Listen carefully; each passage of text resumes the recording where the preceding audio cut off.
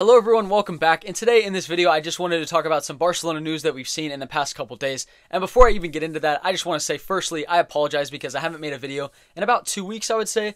And I'm sorry about that because I just haven't really seen that much Barcelona news regarding the club and the signings that they want to make in the summer. Because of course I think the main focus currently is on the Euros and the Copa America coming up. And I've been watching a lot of games at the Euros. I think there's been a lot of exciting games. And of course we're all getting really excited to see the Copa America tournament starting tomorrow with Argentina.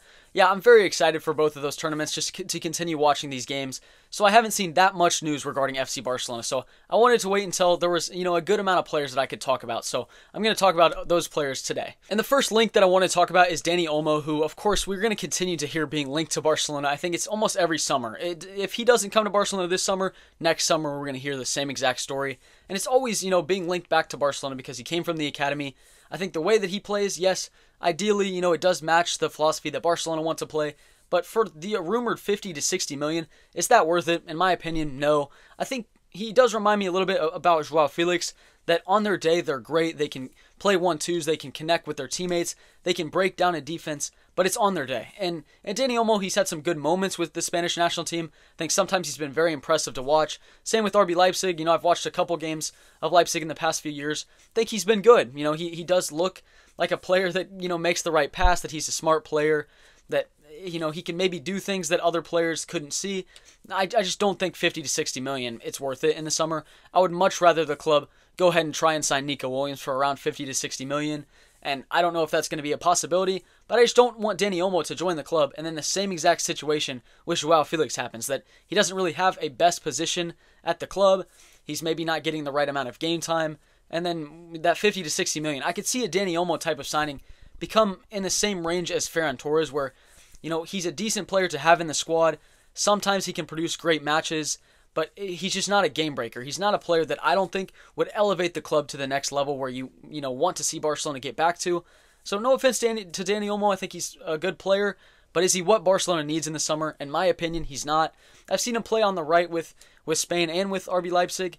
Maybe, he could be playing well in that position, but I would definitely rather keep Rafinha and, of course, Lamine Yamal are going to be both on that side. So you would think they're buying him to be played as a left attacking midfielder, somewhat like we saw with Joao Felix, but did that really work out? I think, in my opinion, seeing Nico Williams on the left wing and then Lamine Yamal on the right, that would be the best case scenario for me. We don't know if that's going to be a possibility, but Dani Olmo for around 50 to 60 million, it's a no from me, and I think a lot of fans are also just outraged at this because, some fans aren't happy with Deco and the signings that he's trying to make, but they're just rumors currently. We can just go off of what we know. But Dani Olmo, in my opinion, I don't think Barcelona should be making him a priority in the summer. Now, as Laporta himself confirmed, Barcelona are going to try and sign a left winger in the summer, and the first priority, I don't think there are any doubts about it, is Nico Williams. I know Lamine Yamal has said, he wants to share a locker room with Lamine Yamal or with Nico Williams at Barcelona. That would be really nice to see. I would really like to see them two on the flanks because, in that first game against Croatia, I actually wasn't able to watch that, but I saw the highlights and how many people were praising Lamine Yamal. I mean, that's just so nice to see, to be honest. And I think them two together on the attack, that would really elevate Barcelona's front three because I think at times this season, especially when Lamine Yamal wasn't playing, man, those games were boring to watch. They just looked like they didn't really have a plan going forward. But I think Nico Williams and Lamine Yamal playing together in a front three with Lewandowski and hopefully Vitor Roque splitting time in the middle, that would be an upgrade to Barcelona's attack. But we're just going to have to wait and see if he would really even leave Bilbao. And to be honest, we've heard other names like Kvaratskhelia, Dani Olmo. I'm trying to think of other ones. I know Rafael Leao, which that doesn't seem like it's going to happen at all. But we've heard a lot of different names in that position. Nico Williams, I think, is the front runner. And if it's between Nico Williams and Dani Olmo, you want to spend 50 to 60 million on a player, it's got to be Nico Williams, in my opinion, because I think he can really transition into that left wing position very easily. With Dani Olmo, like I said, on his day, he could be very well, but I think I put him in the same category as Joao Felix, so you might as well just keep Joao Felix on loan, then go sign Dani Olmo. And I think that would also maybe change the Xavi Simons situation. I would like if Barcelona can still be able to sign him, even if they do end up signing Nico Williams. I would like to have Nico Williams and Dani Olmo. That would be great. So we'll just have to wait and see. But Dani Olmo, for me, I don't think that would be the best signing for Barcelona. But, I could agree to disagree with some fans on that. And then the next player that I wanted to talk about is Angelo Stiller from Stuttgart. And he actually is from Bayern's academy. And a fun fact, I did get to watch him in a preseason game. It was Bayern against AC Milan in the United States when they came for their preseason tour. And I don't quote me on this, but I'm pretty sure that he played up top. But now he's, of course, playing more as a number 6, as a midfielder, which, I think it'd be a great signing for Barcelona. But then I saw a couple days ago that the rumored fee would be around 50 million. No chance that Barcelona are going to be able to pay that in the summer. I mean, we were being rumored to players like Zubamendi. Stuttgart, I think they've had a very good season. I'll be honest, I didn't really get to watch that many games. I've only really watched a couple, I'll be completely honest. I think Angelo Stiller, he did look very promising. I think he's got great technique. He's got, a great array of passes that he could play. But, 50 million, that's on a level that I don't think Barcelona can do in the summer, unfortunately. But, if it is around maybe 15 to 20 million in that range, I think that'd be a pretty promising signing in my opinion. He's a U23 German player as well. That's a player that you could invest some money in. And there were some rumors that Bayern were trying to bring him back to the club in the summer. But I think Vincent Kompany, I don't think I've really heard any rumors about that since he was appointed as the new head coach. So maybe he has different plans. But yeah, Stuttgart, I think they've had a very good season. Angelo Stiller has been one of their key players this year. And, we've just seen some highlights, of course. I haven't been able to watch that many full 90 minutes, which to judge a player, I would like to see more of him live for 90 minutes and see what he can produce and give to the game. But Angelo Stiller, he does look promising. For 50 million, no way. But if it's around 15, 20 million, that's a signing that Barcelona definitely could look into. And if Hansi Flick wants him in the team, I hope Laporta can make it happen. Also just wanted to comment on Deco really quick because on Twitter I'm seeing a lot of stuff from Barcelona fans that they're just not happy with the way that he's running the transfers this summer and the players that he's targeting. Again, we can just say we don't know for sure what's going on the inside of the club. A lot of these rumors, maybe they don't have that much validity to them, but some rumors are a little bit scary, like spending 50 to 60 million on Dani Olmo. If that does happen, I hope that he has success, but I just don't think it's worth that 50 to 60 million. I just don't think that should be happening. And some Barcelona fans are just upset with the way that Deco is trying to operate the club. And I understand those frustrations, I do.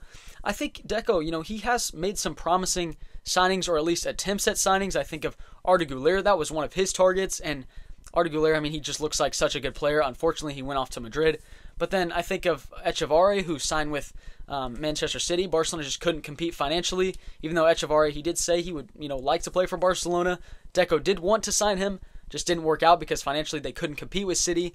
And then the same with Esteval Willian. I think Deco tried, didn't work out. With Vitor Roque, Deco did end up making that signing happen, and I'm very excited about that.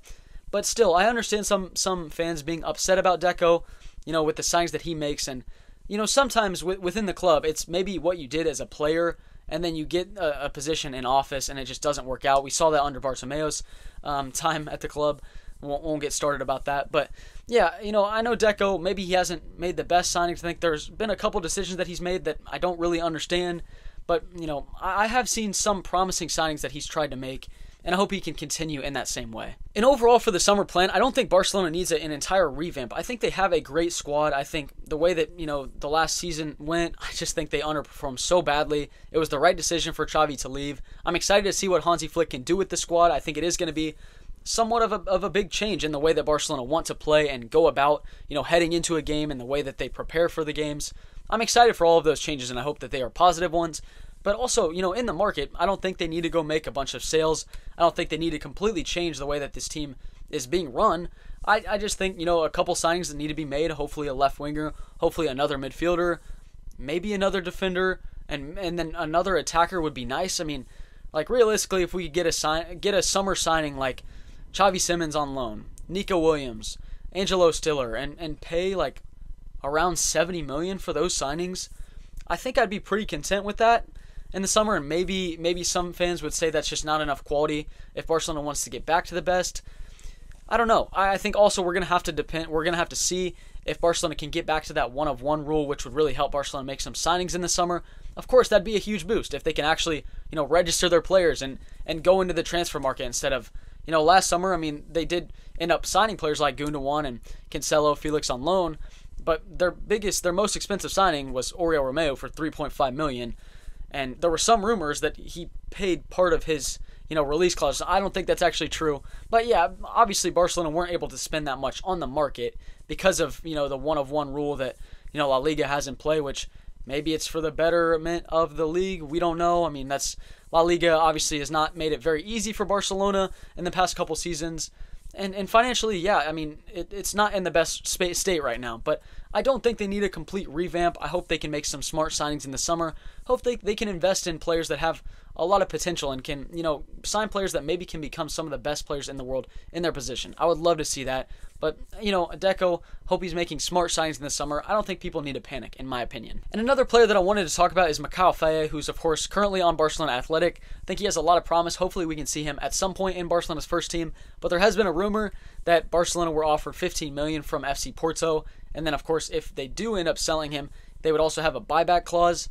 I don't exactly know if I think that's the right deal. I think some Barca fans saying, financially it's a great idea because they just bought Mika Faye for around $5 million, I think, from the Croatian league, and then they're going to sell him for $15 million, and he didn't even make an appearance in Barcelona's first team. Yeah, that does seem like good business, but also, for a player that's 19 years old, I mean, should you give him maybe one more season to see if he can move into the first team? Who knows if Barcelona does have some injury problems next season, if he can make his debut. That'd be really nice to see. I mean, Xavi was asked about it, and he said Mikayel Faye, he might make his debut in the last couple games of La Liga. That didn't end up happening.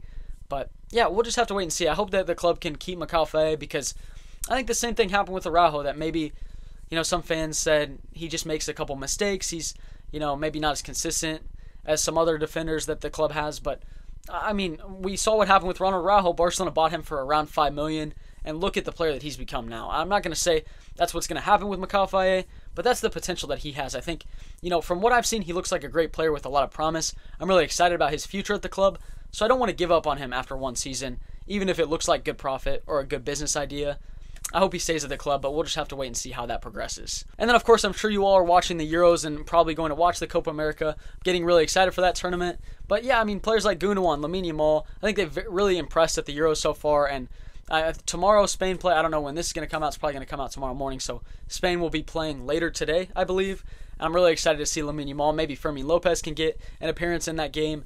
Yeah, I think that, there are a lot of good Barcelona players on display currently. But also, I want to talk about Gundogan because, he's been so good for that German national team, and I hope that's how Hansi Flick uses him, because he was being played sometimes as a defensive midfielder, which he did the job there, but I don't think his attributes are best suited in that role. I think it's best to get him close to the box where he can make smart runs in behind, connect with the attack, and of course, he's been doing so well with Germany, and a lot of people are talking about Musiala and Florian Wirtz, and hopefully one of them or both of them can end up at FC Barcelona at some point.